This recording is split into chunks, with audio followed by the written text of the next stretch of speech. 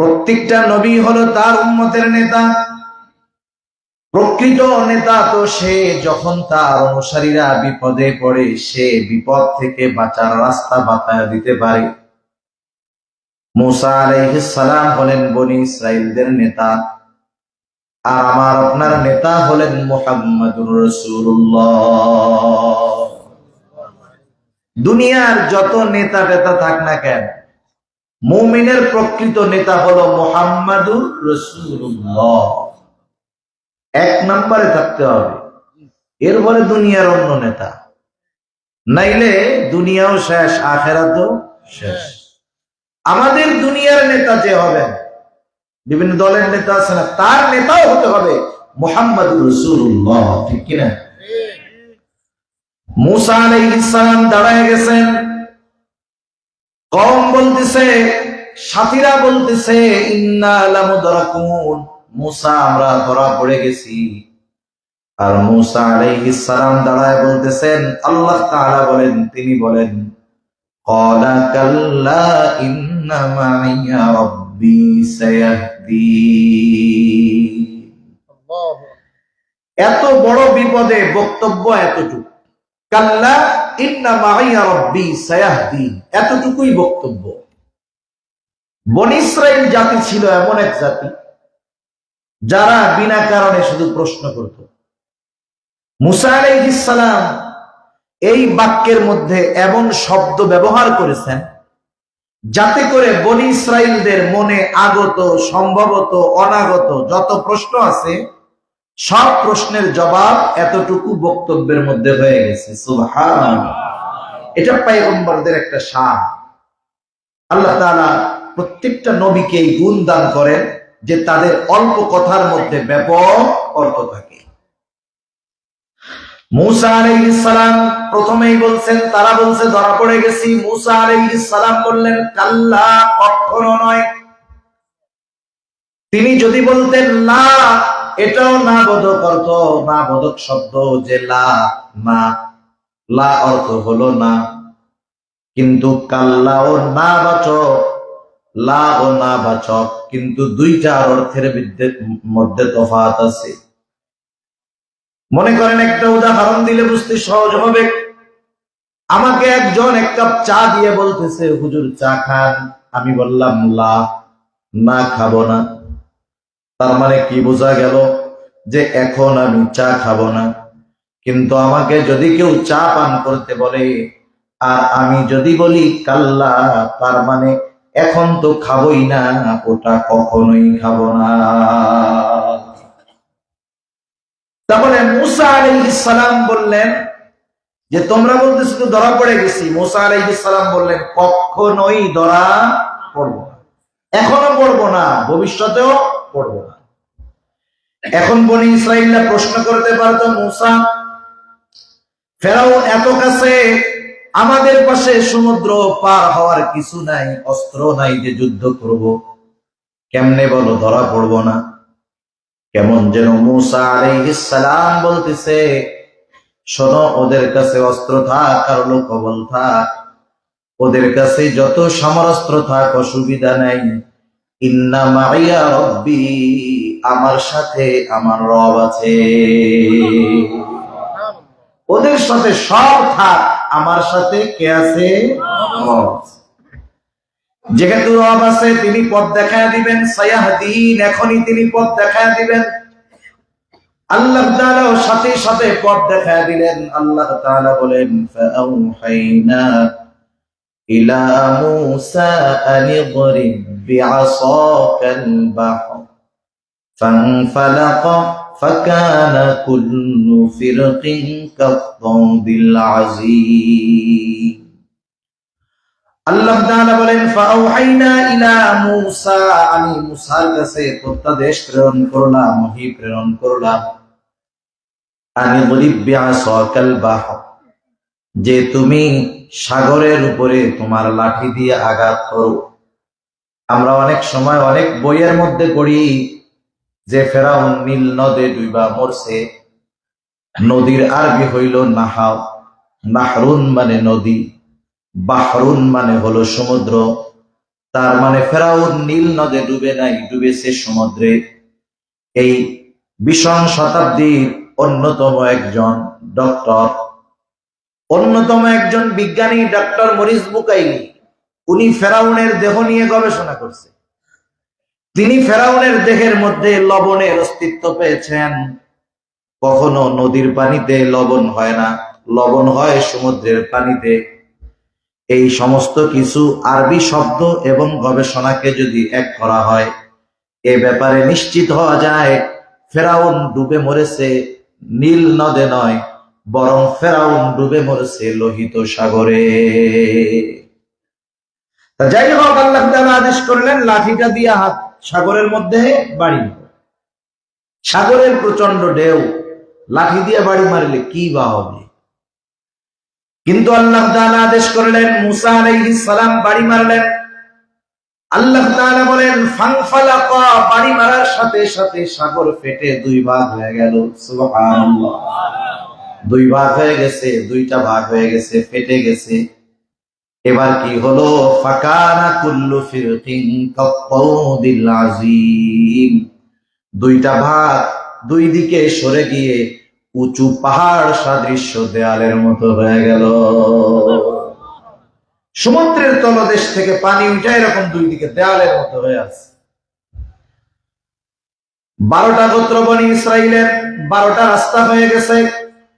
আল্লাহ তাআলার নির্দেশে মুহূর্তের ভিতরে কাদাযুক্ত জায়গাগুলো শুকনো ঠনঠনা হয়ে গেছে। এবার সকলে পাড়ি দেওয়া শুরু করেছে রাস্তা দিয়া। চলতে চলতে যখন মাঝ দরিয়ায়, মাঝ রাস্তায় গেছে তারা, ফেরাউন দরিয়ার পাড়ে আসছে, সাগরের পাড়ে আসছে। যাই হোক, লম্বা কথা, সর্বশেষ কথা হলো ফেরাউন তাদের পেছনে অনুসরণ করা শুরু করছে।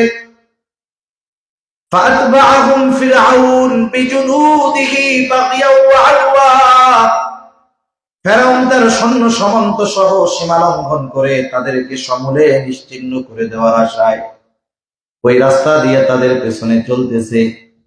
সব রাস্তা সবার জন্য নিরাপদ নয়। হতে পারে যেই রাস্তা বনি ইসরাইলের জন্য ছিল নিরাপদ, ওটা অবশ্যই অবশ্যই ফেরাউনের জন্য বিপদ। ফেরাউন যখন তার সৈন্য বাহিনী নিয়ে মাঝ রাস্তায়, মুসা আলাইহিস সালাম তার উম্মতদেরকে নিয়ে সাগরের অপর পারে উঠে গেছে। বিকল্প রাস্তা এটা সব সময়ের ব্যবহারের জন্য হয় না। যার জন্য, যাদের জন্য, যেই জন্য বানানো হয়, প্রয়োজন যখন শেষ রাস্তা রাখা হয় নাকি? আল্লাহ তাআলা রাস্তা তো ফেরাউনের জন্য বানান নাই, রাস্তা বানাইছেন বনি ইসরাইলের জন্য। আল্লাহ তাআলা এবার পানিকে নির্দেশ দিলেন আগের অবস্থায় ফিরে যাও, কারণ আল্লাহ তাআলা হলেন এমন এক মহা পরাক্রমশালী সত্তা, তিনি যা ইচ্ছা করেন শুধু বলেন হও, সাথে সাথেই সেটা হয়ে যায়। কয়েলটা সরাইতে হবে। আল্লাহ তাআলা কোরআনুল কারীমের মধ্যে বলেন ইন্নামা আমরুহু ইযা আরাদা শাইআন আন ইয়াকুলা লাহু কুন ফায়াকুন। আল্লাহ তাআলা যখন কিছু ইচ্ছা করেন শুধু বলেন কুন ফায়াকুন, বলেন হও ফায়াকুন, সেটা সাথে সাথে হয়ে যায়। সুবহানাল্লাহ। আল্লাহ রাব্বুল আলামিন যখন পানিকে নির্দেশ দিলেন, একসাথে যখন সমুদ্রের পানি ফেরাউন এবং তার সৈন্য সামন্তের উপরে পড়লো, নিচ থেকে উপরে আসার আর কোনো সুযোগ নাই, সবগুলাই ওই জায়গায় শেষ। কিন্তু আল্লাহ তাআলা তো ফেরাউনকে সহজে ছেড়ে দিবেন না। তাফসীরের মধ্যে আসছে জিবরাইল আলাইহিস সালাম চলে আসছে, সমুদ্রের তল থেকে ফেরাউনকে টান দিয়ে উপরে উঠায় ফেলানো হয়েছে। এইবার শুরু হয়ে গেছে চুগনি, চুগনি শুরু হয়ে গেছে। আপনাদের এলাকায় মুরগিরে ওমে ধরে, চিনেন? এটারে কি বলে আল্লাহ জানে। দেখ না জিমা এরকম এরকম, এটা তখন কি করে গন্ধ পানি নিয়ে 10-15টা যখন সিবনি দেয় কি করে, এইবার ঝাড়াটা দিয়ে দেয়, আমি ঠিক হয়ে গেছি, ঠিক না? ফেরাউনের এবার চুগনি চলতেছে, চুগনি হাবুডুবু খাইতেছে, পানি খাইতেছে। ফেরাউন বুঝতে পারছে এতকাল রব ছেড়ে দিয়েছে, আজকে মনে হয় আর ছাড় দিবে না। ফেরাউনের উপরে আযাব চলে আসছে। এইবার ফেরাউন ঈমান আনার ঘোষণা দিচ্ছে, আমি ঈমান আনলাম। তবে বুঝতে হবে গজব আসার আগে তাওবা ঈমান কবুল হয়, গজব যখন চলে আসে তাওবা আর ঈমান আল্লাহ কবুল করেন না। ইউনূস আলাইহিস সালামের সম্প্রদায় যখন অবাধ্য, ঈমান আনে না, আল্লাহ তাআলা ইউনূস আলাইহিস সালামকে জানায় দিলেন 3 দিন পর গজব আসবে, গজব। তিনি তার কওমকে জানায় দিলেন 3 দিন পর গজব আসবে। সম্প্রদায়ের পরিবর্তন নাই, প্রতিদিন যেমন আচরণ করে তেমন করে। ইউনূস আলাইহিস সালাম সর্বশেষ 2 দিন পার হয়ে গেল, পরের দিন গজব আসবে, আল্লাহ তাআলার ঘোষণা। তিনি চিন্তা করলেন, আল্লাহ তাআলা যখন বলেছে গজব আসবেই, আর আল্লাহ তাআলা যখন কোথাও গজব দেন সেখানে তিনি তার নবী রাসূলদের রাখেন না, আগে ওনাদের সরান তারপরে গজব দেন। তার মানে আল্লাহ তাআলা আমাকে এখান থেকে সরায়া দিবে। এই চিন্তা করে ইউনূস আলাইহিস সালাম আল্লাহ তাআলার পক্ষ থেকে নির্দেশ আসার আগেই রাতের বেলায় নিজে এলাকা ছেড়ে চলে গেলেন। পরের দিন সকাল বেলায় ইউনূস আলাইহিস সালামের সম্প্রদায়ের লোকেরা ঘুম থেকে উঠছে। তাদের প্রতিদিন সকালবেলা একটা ডিউটি ছিল, ঘুম থেকে উঠতো, গোসল করে খাওয়া দাওয়া খায়া ইউনূস আলাইহিস সালামের কাছে যাইতো। ইউনূস আলাইহিস সালামকে কষ্ট দেওয়া, এটা ছিল তাদের প্রতিদিন সকালের কাজ। যখন কওমের সব মানুষ সকালবেলা ইউনূস আলাইহিস সালামের বাড়িতে গেল, দেখে দরজা বন্ধ, বাড়িতে নাই। চিন্তা করছে আশেপাশে আছে নাকি, খোঁজ খবর নিয়ে দেখে আশেপাশেও নাই। বছরের পর বছর যাকে এত কষ্ট দিয়েছে সে কখনো নিজের বাড়ি ছেড়ে যায় নাই, এলাকা ছেড়ে যায় নাই। যেহেতু আজ চলে গেছে, নিশ্চয়ই তার কথা সত্য হবে। এলাকার মানুষের মধ্যে একটা ভয় সৃষ্টি হয়ে গেছে।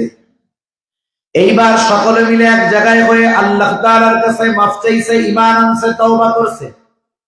গজব আসার আগে যখন তারা ঈমান এনেছে, তওবা করেছে, আল্লাহ তাআলা যেই গজব দেওয়ার প্রতিশ্রুতি করেছিলেন, ওয়াদা দিয়েছিলেন, তারা ঈমান আনার কারণে আল্লাহ তাআলা তাদের উপরে আর ওই গজব দেন না। তাদের ঈমান আল্লাহ কবুল করছে, কিন্তু গজব আসার পরে যদি করত তাদের তাওবা ঈমান কবুল হইত না। যখন চুগলি শুরু হয়ে গেছে, ফেরাউন বলতেছে, আমানতু আন্নাহু লা ইলাহা ইল্লাল্লাযী আমানাত বিহি বানু ইসরাঈল ওয়া আনা মিনাল মুসলিমিন। ফেরাউন বলতেছে, আমি ঈমান আনলাম আল্লাহ ছাড়া কোনো ইলাহ নাই। বনি ইসরাঈলেরা যার উপরে ঈমান আনছে আমিও তার উপরে ঈমান আনলাম। এখন বলেন তো, ঈমানের ঘোষণা যতই দিক, গজব যেহেতু চলে আসছে, এইবার আর ফেরাউনের ঈমান আল্লাহ কবুল করবেন নাকি?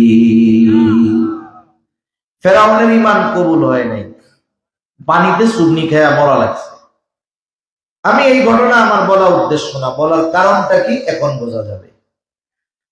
সাগরের ওই পারে দাঁড়ায়া ফেরাউনের এই করুণ পরিণতি বনি ইসরাঈলরা স্বচক্ষে দেখছে। কি চক্ষে বলেন?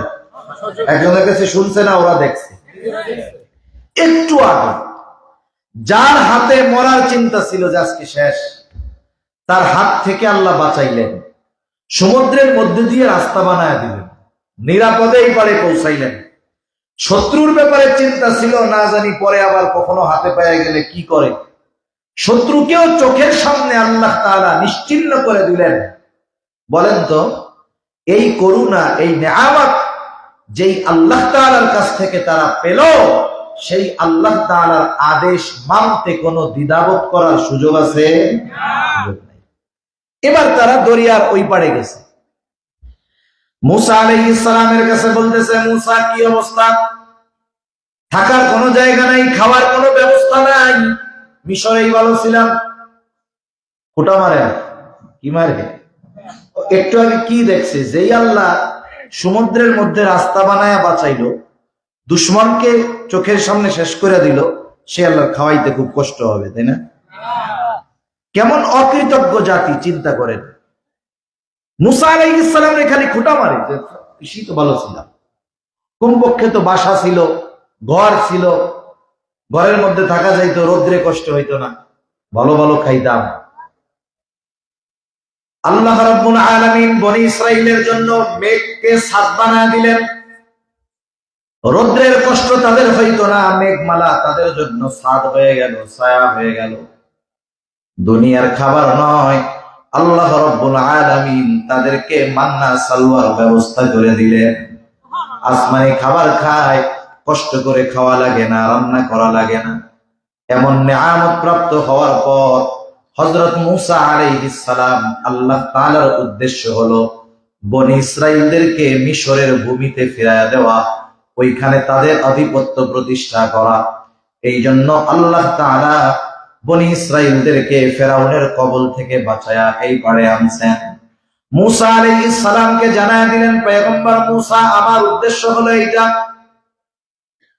আমি চাই ফিলিস্তিনের ভূমিতে বনি ইসরাইলদের আধিপত্য হবে, তারা ওই জমিন পরিচালনা করবে।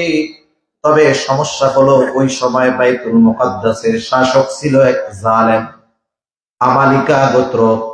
এরা সৌজবীর যে বীরত্বে বড় পাওয়ারফুল ছিল।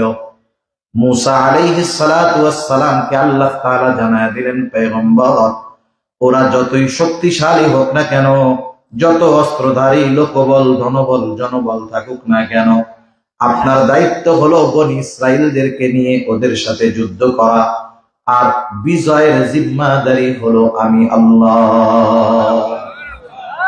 জয় হয়েই যাবে, আপনি ওদের নিয়ে শুধু যুদ্ধ শুরু করবেন।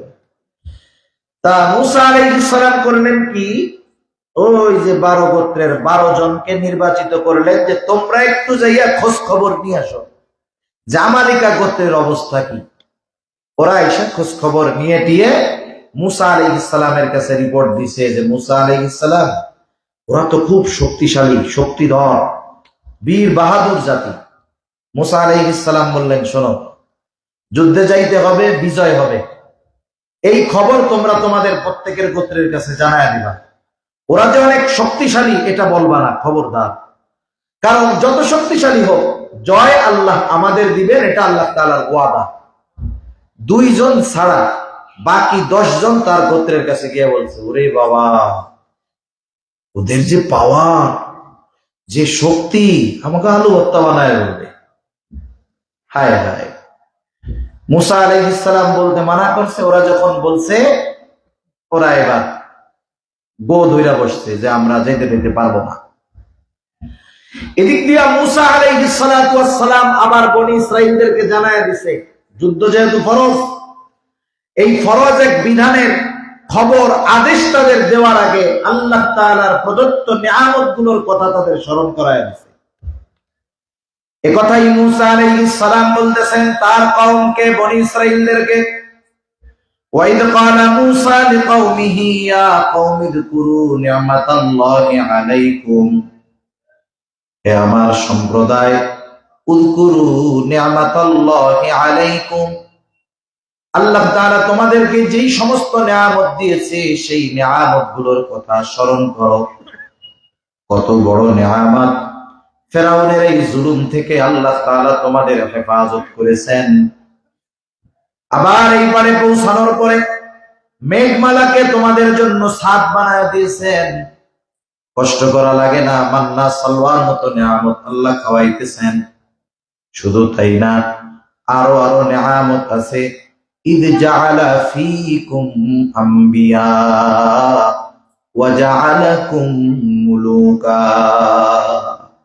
তিনি তোমাদের মধ্য থেকে অনেক নবী রাসূল প্রেরণ করছেন। ঈসা আলাইহিস সালাম পর্যন্ত সব নবী বনি ইসরাইল থেকে আসছে, সব নবী বনি ইসরাইল থেকে আসছে। আল্লাহ রাসূল সাল্লাল্লাহু আলাইহি ওয়াসাল্লাম বলেন, বনি ইসরাইল কখনো নবী শূন্য হয় নাই। একজন মারা গেছে তো তার জায়গায় আল্লাহ তাআলা আরেকজনকে পাঠিয়ে দিয়েছে।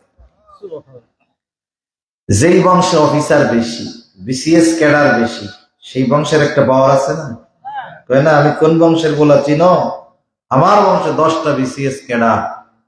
হায় হায়, দুনিয়ার বিসিএস ক্যাডার হইয়া তারা কত আনন্দিত নেয়ামত মনে করে। আর যাদের গোত্রে ধারাবাহিকতার সাথে আল্লাহ তাআলা নবী রাসূল প্রেরণ করেছেন, এটা তাদের জন্য অনেক বড় এক নেয়ামত, ঠিক কিনা বলেন? শুধু তাই না, নবী রাসূল প্রেরণ করেছেন তারা ওয়াজআলাকুম মুলুকা,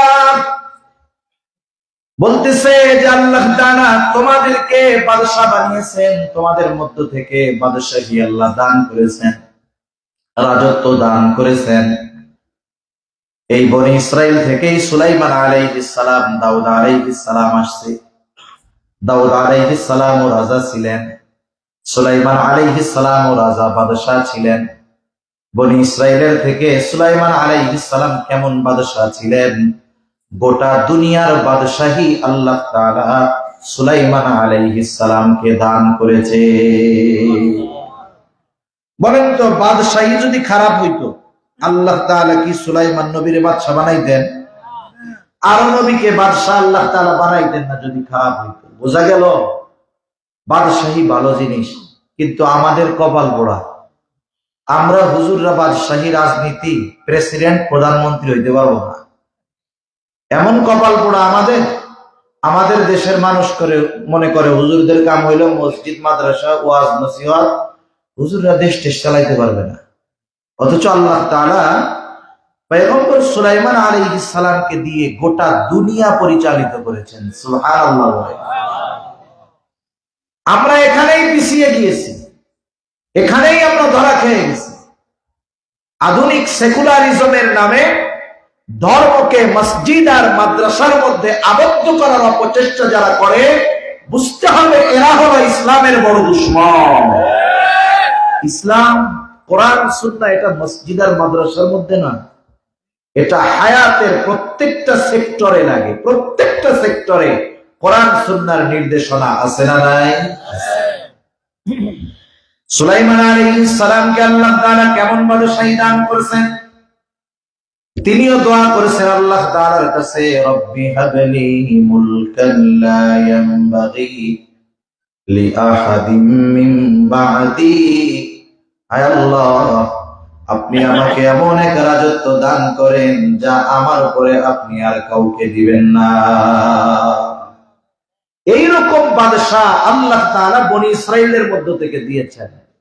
একথাই মুসা আলাইহিস সালাম তার কওমকে বলতেছে, যুদ্ধ করতে চলো। এটা বলার আগে বলতেছে, দেখো তোমাদের থেকে বংশে একবারে ধারাবাহিকতার সাথে নবী আল্লাহ দিয়েছেন, তোমাদেরকে রাজত্ব বাদশাহী দিয়েছেন। শুধু তাই না, দুনিয়া আখিরাত উভয় জাহানের নেয়ামত দিয়েছেন। পয়গম্বর আসা এটা পরলৌকিক কল্যাণ নেয়ামত, আর বাদশাহী এটা দুনিয়াবী নেয়ামত। এজন্য মুসা আলাইহিস সালাম বলেন, ওয়া আতাকুম মা লাম ইউতি আহাদাম মিনাল আলামিন। আল্লাহ তাআলা তোমাদেরকে যা দিয়েছে বিশ্ববাসীকে আর দেন নাই, এমন নেয়ামত দিয়েছে। যেই আল্লাহ এমন নেয়ামত দ্বারা তোমাদেরকে ভূষিত করলো, সেই আল্লাহ আদেশ করেছে বাইতুল মুকাদ্দাসে ঢুকতে হবে, ওই জালেমের সাথে যুদ্ধ করতে হবে। তিনি বললেন, ইয়া কওমি দুখুলুল আরদাল মুকাদ্দাসাতাল্লাতী কাতাবাল্লাহু লাকুম। হে আমার সম্প্রদায়, তোমরা এই পবিত্র ভূমিতে প্রবেশ করো। কাতাবাল্লাহু লাকুম, যেই ভূমি তোমাদের জন্য লিখে দিয়েছেন কে? তার মানে তোমরা ওদের সাথে যুদ্ধের জন্য চলো, জিহাদের জন্য চলো। খবরদার, সামনের দিকে যাইবা, পিছপা হওয়ার সুযোগ নাই। ওয়ালা তারতাদ্দু আলা আদবারিকুম ফাতানকালিবু খাসিরিন। পিছপা হবা না, সামনে যাইবা। জয় লিখে রেখেছেন আল্লাহ, তবে সাবধান, যদি পিছু হটো, পিছনে চলে আসো, ক্ষতিগ্রস্তদের অন্তর্ভুক্ত হয়ে যাইবা, ঠিকানা হয়ে যাবে জাহান্নাম। এত নেয়ামতের কথা বলে যখন তাদের বলছে যে চলো যুদ্ধ করার জন্য, ওই যে 10 জন আইসা কি কইছিল, ভাই যাইস না, ওরা কিন্তু অনেক শক্তিশালী, শেষ হয়ে যাইবে। ওদের কথা বিশ্বাস করবে, অথচ আল্লাহ তাআলা বলছে যে আমি তোমাদের জয় দিব, এটা ওরা মেনে নিতে পারলো না। এইবার তারা কি বলে? তারা বলে ক্বালু ইয়া মূসা ইন্না ফিহা কওমান জাব্বারিন ওয়া ইন্না লান নাদখুলাহা হাত্তা ইয়াখরুজু মিনহা ফাইন ইয়াখরুজু মিনহা ফাইন্না দাখিলুন। বলে মূসা, আমরা জানতে পারছি ওই জায়গায় এক প্রভাবশালী এক জাতি আছে, আমালিকা গোত্র। ওরা যতক্ষণ ওই জায়গায় আছে আমরা ততক্ষণ যাব না। ওয়া ইন্না লান নাদখুলাহা আবাদাম মা দামু ফিহা, আমরা ওইখানে তো যাবই না। শুনে নাও, যাব না। তারা যতক্ষণ না ওইখান থেকে বের না হবে ততক্ষণ আমরা যাব না। এবার মূসা আলাইহিস সালাম তাদেরকে বুঝাইতে বুঝাইতে ক্লান্ত হয়ে গেছেন। যখন উনি ক্লান্ত হয়ে গেছেন, ইউশা ইবনে নূন আর একজন জানি কি নামটা আমার খেয়াল আসতেছে না, এই দুইজন, ওনারা দুইজন এবার বাকিদেরকে ওনারা বুঝাইতেছেন। قال رجلان من الذين يخافون أنعم الله عليهم ادخلوا عليهم الباب فإذا دخلتموه فإنكم غالبون وعلى الله فتوكلوا إن كنتم مؤمنين قال رجلان من الذين يخافون أنعم الله আল্লাহ তাআলার অনুগ্রহপ্রাপ্ত দুইজন ব্যক্তি যারা আল্লাহকে ভয় করে, এরকম দুইজন ব্যক্তি দাঁড়ায়া তাদেরকে বলতেছে আলাইহিম আদখুলু আলাইহিমুল বাব, তোমরা এই দরজা দিয়ে, নিকট দরজা দিয়ে তাদের দিকে প্রবেশ করো, অর্থাৎ তাদের দিকে তোমরা ছুটে চলো। ফাইদা দাখালতুমুহু, যখন তোমরা বাইতুল মুকাদ্দাসের মধ্যে ঢুকে যাইবা, ফাইন্নাকুম গালিবুন, তোমরাই বিজয়ী হইবা, কারণ তোমাদের এই বিজয়ের আগাম সংবাদ দিয়েছেন কে? আরে মিয়া, তোমরা বিজয়ী হইবা এই আগাম সংবাদ তো আল্লাহ দিয়ে দিয়েছে, তাহলে ভয় কিসের? ওয়া আলাল্লাহি ফাতাওয়াক্কালু ইন কুনতুম মুমিনিন, তোমরা যদি মুমিন হও তাহলে আল্লাহ তাআলার উপরে ভরসা রাখো, আল্লাহর উপরে ভরসা রাখো, কারণ মুমিন ভরসা রাখে কার উপর? আর আল্লাহ তাআলাও বলেন ওয়া মান ইয়াতাওয়াক্কাল আলাল্লাহি ফাহুয়া হাসবু, যে আল্লাহ তাআলার উপরে ভরসা রাখে তার জন্য আল্লাহ তাআলাই যথেষ্ট হয়ে যায়। এবার তারা আবার বলতেছে ক্বালু ইয়া মূসা ইন্না লান নাদখুলাহা আবাদাম মা দামু ফিহা। মূসা আলাইহিস সালাম বুঝাইতে বুঝাইতে ক্লান্ত, আবার ইউশা আলাইহিস সালাম আরেকজন বুঝায় ক্লান্ত। ওরা ওদের অবস্থার উপরে অনড়, বলতেছে পয়গম্বর মূসা, ওই জাতি যতক্ষণ ওইখানে অবস্থান করবে ততক্ষণ আমরা যাব না, যুদ্ধ করতে পারবো না। যদি যুদ্ধ করার দরকার হয় ফাযহাব আনতা ওয়া রাব্বুকা ফাকাতিলা ইন্না হাউনা কাবিদুন, যুদ্ধ যদি করতেই হয় তুমি আর তোমার রব গিয়ে যুদ্ধ করো, আমরা এইখানে বসলাম, আমরা যাইতে পারবো না।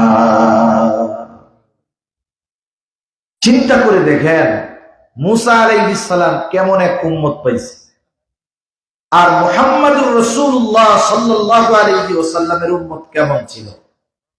বিজয়ের ঘোষণা আসছে, এরপরেও যুদ্ধ করতে যায় নাই। কাফেরদের সাথে যুদ্ধ হবে বদরের ময়দানে, 1000 সশস্ত্র কাফের, 313 জন সাহাবী, এর মধ্যে মুহাজির অল্প সংখ্যক, আনসার বেশি। আল্লাহ রাসূল সাল্লাল্লাহু আলাইহি ওয়াসাল্লাম যুদ্ধের আগে পরামর্শ করতেছে মুহাজিরদের সাথে কি করা যায়। মুহাজিরেরা আলোচনার শেষ যে আপনি যা বলবেন আমরা তাই করব, যুদ্ধের ময়দানে যাব। নবীজি চিন্তা করতেছিলেন যে আনসার সাহাবীরা কি বলবে। না জানি বলে যে আসলেন, থাকার জায়গা দিলাম, বসার জায়গা দিলাম। অনেক আনসার সাহাবী নিজের জমি যা ছিল অর্ধেক আরেকজন ভাইকে দিয়ে দিছে, মুহাজির ভাইকে, এত কিছু দিলাম, এখনো যুদ্ধ করতে কোন? কিন্তু এরা কি জবাব দিছে? আনসারদের মধ্য থেকে সাদ ইবনে মুআজ রাদিয়াল্লাহু তাআলা আনহু বলতেছে, ইয়া রাসূলুল্লাহ, আপনি আমাদেরকে যুদ্ধের ব্যাপারে আমাদের পরামর্শ চান। ইয়া রাসূলুল্লাহ, আপনি শুনে নেন, আপনি যদি আমাদের সকলকে দরিয়ার পরে দাঁড় করায় দেন, আর যদি আমাদেরকে দরিয়ার বুকে কোনো কিছু ছাড়া ঝাঁপায় পড়তে বলেন, আপনি দেখবেন আপনার এই নির্দেশ দেওয়ার পর একটা মানুষও দরিয়ার কিনারে দাঁড়ায় না, সবাই ঝাঁপায় পড়বে আপনার এই নির্দেশ পাওয়ার সাথে সাথে। এই ছিল আল্লাহর নবীর সাহাবী, আর ওইটা ছিল মুসা আলাইহিস সালামের সাহাবী। এজন্য আল্লাহ তাআলা রাসূলুল্লাহ সাল্লাল্লাহু আলাইহি ওয়াসাল্লামের সাহাবীদের প্রশংসা কোরআনুল কারীমের মধ্যে করেছেন। সুবহানাল্লাহ। তাদের প্রশংসা করতে গিয়ে আল্লাহ তাআলা বলেছেন, রাদিয়াল্লাহু আনহুম ওয়া রাদু আন। এমনটা নয় যে সাহাবারা আগে আল্লাহর প্রতি সন্তুষ্ট হয়েছে, এরপরে আল্লাহ তাদের উপরে সন্তুষ্ট হয়েছে, তা না। আল্লাহ তাআলা বলেন, আমি আল্লাহ আগে তাদের উপরে সন্তুষ্ট হয়েছি, তারপরে ওরা আমার উপরে সন্তুষ্ট হয়েছে। সুবহানাল্লাহ। এই প্রশংসা আল্লাহ তাআলা করেছেন। মুসা আলাইহিস সালামের উম্মত বলতেছে, ফাযহাব আনতা ওয়া রাব্বুক ফাকাতিলা ইন্না হাহুনা কাঈদুন। আমরা এখানে বসলাম, আমরা যুদ্ধ করতে পারবো না, আপনি আর আপনার রব গিয়া যুদ্ধ করেন। এইবার মুসা আলাইহিস সালাম চূড়ান্ত পর্যায়ে ক্লান্ত হয়ে গেছেন। এইবার মুসা আলাইহিস সালাম আল্লাহ তাআলার কাছে বলেন, ক্বালা রাব্বি ইন্নী লা আমলিকু ইল্লা নাফসি ওয়া আখী ফাফরুক বাইনানা ওয়া বাইনাল কওমিল ফাসিকিন। একজন নবীর কি পরিমাণ ধৈর্য থাকে। মুসা আলাইহিস সালাম রাগী ছিলেন, ঠিক আছে, আল্লাহ তাআলা তো ছাগল চড়াইতে দিয়া ঠান্ডা বানায় দিছে একেবারে। এদের এই আচরণে মুসা আলাইহিস সালাম বলতেছে, ও আমার রব, আমার আর আমার ভাইয়ের উপর ছাড়া আমার আর কারো উপরে নিয়ন্ত্রণ নাই, এগুলা আমার একটা কথাও শুনে না। ফাফরুক বাইনানা ওয়া বাইনাল কওমিল ফাসিকিন। আপনি এই ফাসিক সম্প্রদায় থেকে আপনি আমাকে আলাদা করে দেন, ওদের থেকে আমাকে বিচ্ছিন্ন করে দেন। আর নবীজির সাহাবী উম্মতের মধ্যে কেমন সম্পর্ক, ওরা এমন কাজ করতো, নবীর থেকে আলাদা হয়ে যাওয়ার জন্য ওরাও চিন্তা করতো, আর সাহাবায়ে কেরাম জীবন দিয়ে নবীর সাহচর্য গ্রহণ করার চেষ্টা করতো। এজন্য পবিত্র কোরআনুল কারীমের সূরা কাউসার আল্লাহ তাআলা বলেন, ইন্না আতাইনাকাল কাউসার, আমি আপনাকে কাউসার দান করেছি। কাউসার শব্দের যত অর্থ আছে এর মধ্যে একটা হলো আল্লাহ তাআলা রাসূল আকরাম সাল্লাল্লাহু আলাইহি ওয়াসাল্লামকে যেই সাথী দান করেছেন, এদেরকে কাউসার হিসাবে আল্লাহ তাআলা অভিহিত করেছেন। সুবহানাল্লাহ। আল্লাহ রাব্বুল আলামিন বললেন, আপনি এত পেরেশানি হয়েন না। قال فإنها محرمة عليهم 40 سنة يتيهون في الأرض فلا تأس على القوم الفاسقين। শুধু তাই না, এইবার আল্লাহ তাআলা বললেন, তাদের জন্য এই জমিন 40 বছর হারাম। কত বছর? 40 বছর পিছায় গেল বাইতুল মুকাদ্দাসের কর্তৃত্ব পাওয়া। 30 প্রান্তরে আল্লাহ তাআলা 40 বছর তাদের ঘুরাইছেন। কত নেমক হারামেরা মান্না সালওয়া খায়, খাইতে খাইতে এখন আর ভালো লাগে না, বলে মুসা এক রকমের খাবার বেশি ভালো লাগে না, ডাইল দাও, রসুন দাও, পেঁয়াজ দাও, ওয়া আদাসিহা ওয়া বাসাদিহা, আদাস দাও, রসুন দাও, পেঁয়াজ দাও, শাকসবজি দাও, এগুলা খাইতে হবে। তা যাই হোক, এদেরকে আল্লাহ তাআলা 40 বছর একটা প্রান্তরে ঘুরাইছেন, 30 পর্বতের মধ্যে 40 বছর। এরা এই 40 বছর কি করছে? প্রতিদিন সকালবেলায় ঘুম থেকে উঠে আর বলতো, আমরা মিশরেই ভালো ছিলাম। কোন জায়গায় ভালো ছিল? সকালবেলা রওনা দেয় মিশরের উদ্দেশ্যে, সারাদিন ঘুরে ঘুরে সন্ধ্যার সময় দেখে জায়গায় চলে আসছে। এভাবে কত বছর? 40 বছর। এর মধ্যেই মুসা ও হারুন আলাইহিমাস সালাম দুনিয়া থেকে চলে গেছে। দুনিয়া থেকে চলে গেছে এর মধ্যে। আর আল্লাহ তাআলা মূসা আলাইহিস সালামকে জানায় দিলেন, ফালা তাসা আনিল কওমিল ফাসিকিন, আপনার কাজ হলো তাদের কাছে আমার কথা পৌঁছায়া দেওয়া। আপনি আপনার দায়িত্ব পালন করছেন, এই ফাসিকগুলোর যে পরিণতি হোক এ ব্যাপারে আপনি কষ্ট পাবেন না।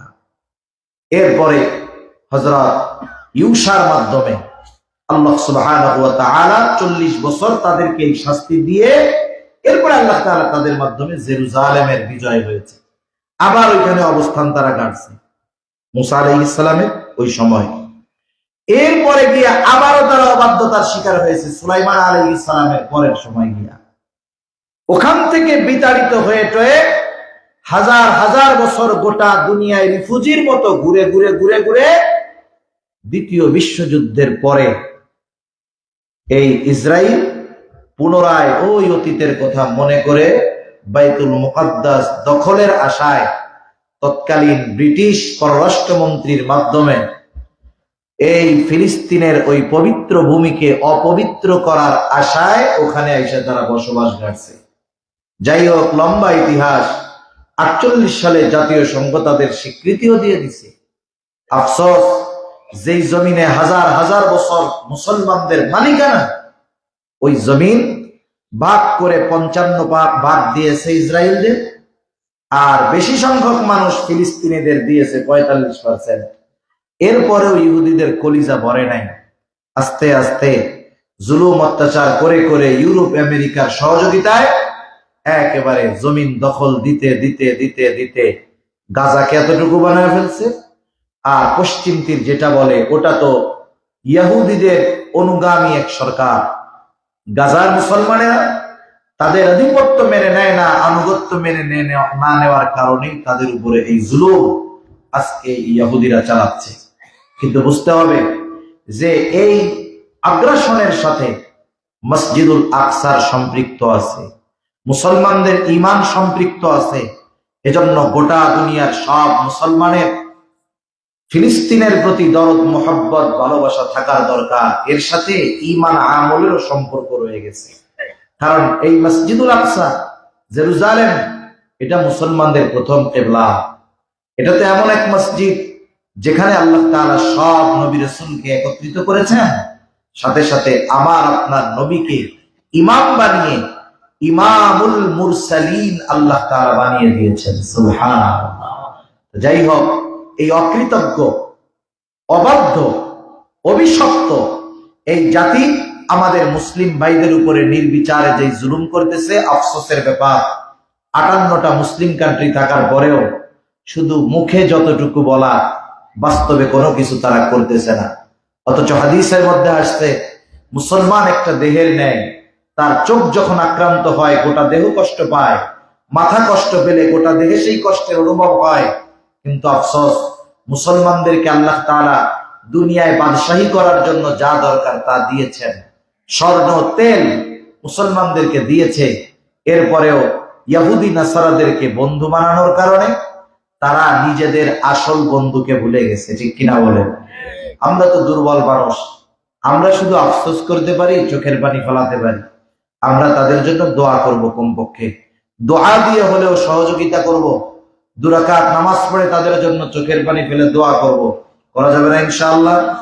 যদি এতটুকুও না করি, কিয়ামতের দিন ওই যে 4000 শিশু বাচ্চাকে যে শহীদ করে ফেলেছে, ওদের সামনে দাঁড়ানোর মতো অবস্থা আমাদের থাকবে না। সেজন্য সম্মানিত উপস্থিতি, ইহুদি নাসারাদের সাথে এই সংগ্রাম, এই লড়াই একদিনে শেষ হয়ে যাবে না। এটা মনে রাখতে হবে, একদিনে শেষ হয়ে যাবে না। এই লড়াই চলবে, এই লড়াই চলতে থাকবে। এই লড়াইয়ের জন্য সৈন্য তৈরি হয় এই মাদ্রাসাগুলাই। কোথায় হয়? মাদ্রাসাগুলাই হয়। সেজন্য মাদ্রাসাগুলোর উপরে নজর রাখবো আমরা, সম্পদ দিয়ে, শ্রম দিয়ে, সৎ পরামর্শ দিয়ে সহযোগিতা করব। সাথে সাথে আমরাও আমাদের অতীত জানব। বন্ধু নির্বাচনের ক্ষেত্রে সতর্ক থাকব। আল্লাহ তাআলাও নিষেধ করে দিয়েছেন, ইয়া আইয়ুহাল্লাযীনা আমানু লা তাত্তাখিযুল ইয়াহুদা ওয়ান নাসারা আউলিয়া বা'দুহুম আউলিয়াউ বা'দ। হে ঈমানদারেরা, তোমরা ইহুদি নাসারাদেরকে বন্ধুরূপে গ্রহণ করো না। এরা পরস্পরের বন্ধু। সুতরাং এদেরকে বন্ধু হিসাবে গ্রহণ করো না। দেখেন না, ইসরায়েল আক্রমণ করার সাহস পায় কোথা থেকে? আমেরিকা যদি ওদেরকে সাপোর্ট না দেয় সম্ভব? মুসলমান দেশ থেকে গাজার জন্য সাহায্য পাঠানো হয় হলো কাফনের কাপড়, কি বলে? আর আমেরিকা ইসরায়েলের জন্য সাহায্য পাঠায় ক্ষেপণাস্ত্র, অস্ত্র, এইগুলা রণতরী সাগরের মধ্যে পাহারায় পাঠায়, যাতে করে কোনো অস্ত্র এদের কাছে না আসতে পারে। এরপরেও এই দুর্বল অস্ত্র নিয়ে আল্লাহর রাস্তার এই মুজাহিদেরা ইসরায়েল সহ গোটা আমেরিকার সাপোর্ট সহ এদের ভীতি কাঁপায়া দিয়েছে। এখন তো এরা বলতেছে কৌশলগত কারণে আমরা যুদ্ধবিরতিতে যাব। আসলে বিষয়টা তারা এই কয়েকদিন যুদ্ধ কইরা ইসরায়েল টের পেয়েছে যে যারা আল্লাহর জন্য যুদ্ধ করে, জিহাদ করে, এরা আসলে অস্ত্রের জোরে নয়, বরং এদেরকে আসমানওয়ালা সাহায্য করে বিদায় ছোট ছোট দুর্বল অস্ত্র দিয়ে আধুনিক প্রযুক্তি সম্পন্ন বড় বড় ট্যাঙ্ক গুলাকে তারা বিস্ফোরিত করে দিচ্ছে, ঠিক কিনা বলেন? সেজন্য ভাইরা আমার, আমরাও প্রস্তুত থাকব। চতুর্দিক দিয়ে, তিন দিক দিয়ে গাজারের ঘিরে ধরছে, একদিকে সমুদ্র। ওই ইসরায়েলিদেরকে সাপোর্ট দেওয়া আর এক ইসরায়েল কিন্তু আমাদের পাশেও আছে। 40, 50, 60 বছর আগে ফিলিস্তিনিরা চিন্তা করে নাই তাদের এই পরিস্থিতি হবে। আজকেও হয়তো আমরা চিন্তা করতেছি না, কিন্তু 40 বছর পরে কি হবে বলা যায় না। এজন্য নিজেদেরকে সেভাবে প্রস্তুত করা, ঈমান আমল মজবুত করা, যাতে আল্লাহর রাস্তায় যদি লড়াই করতে হয় আসমানওয়ালার আসমানি সাহায্য পাওয়া যায়। এই অবস্থা নিজেদেরকে তৈরি করতে হবে, না হলে কিন্তু অস্ত্র লোকবল থাকলে কাজ হবে না যদি আল্লাহর নুসরত না আসে। আল্লাহ সুবহানাহু ওয়া তাআলা আমাদের সবাইকে কথাগুলো বুঝবার, আমল করবার তৌফিক দান করুন। সকলে বলি আমিন। ওয়া আখিরু দাওয়ানা আলহামদুলিল্লাহি রাব্বিল আলামিন।